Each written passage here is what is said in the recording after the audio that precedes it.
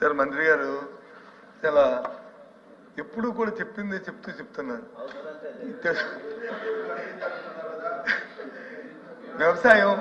వ్యవసాయం అంటే ఏ ప్రభుత్వం పేటెంటో, వ్యవసాయం అంటే ఏ ప్రభుత్వం సొంత దండగన్నారో ఈ రాష్ట్ర ప్రజలందరికీ తెలుసు. ఆ విషయానికి మనం వెళ్ళొద్దు. ఆ విషయం అందరికీ తెలుసు. వ్యవసాయం సొంత దండగని ఎవరన్నారో, వ్యవసాయం పేటెంట్ ఎవరన్నారో ఈ రాష్ట్ర ప్రజలందరికీ తెలుసు. దాన్ని మనకి చర్చించుకోవడం కాదు. సభ్యుడు అధ్యక్ష అమ్మమ్మ అధ్యక్ష అధ్యక్ష ఒక్క నిమిషం అధ్యక్ష ప్లీజ్ ఒక్క నిమిషం.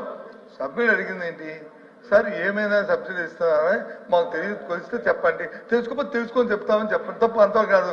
అంతేగాని మీరు చేయలేపారు, మీరు ఏం చేస్తారో వ్యవసాయానికి మీరు ఏం చేస్తారో తెలుసు. నేను సూటిగా మంత్రిగా అడుగుతున్న ఒకే విషయం, ఏదైతే క్లస్టర్స్ అని మీరు చెప్పారు సంతోషం. ఆ క్లస్టర్స్ కి కేంద్ర ప్రభుత్వం ఒకవేళ ఉంటే చెప్పండి, తర్వాత చెప్పండి, పర్వాలేదు, మాకేమీ అభ్యంతరం లే.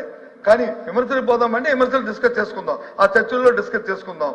అడిగిన దానికి సమాధానం. కేంద్ర ప్రభుత్వం వచ్చి క్లస్టర్స్ ఇస్తానన్నారు.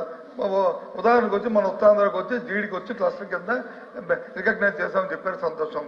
దానికి కేంద్ర ప్రభుత్వం ఇస్తుంది మార్కెట్ ఇంటర్వెన్స్ ఇస్తారా, లేదు టెక్నాలజీ సపోర్ట్ చేస్తారా, లేదు ఫైనాన్షియల్ సపోర్ట్ ఏమైనా చేస్తారా, ఏమి చేస్తారా అనేది ఏమైనా తెలుసుకుంటే చెప్పండి. అంటే లేదు ఇన్ఫర్మేషన్ లేకపోతే తర్వాత చెప్పండి, పర్వాలేదు.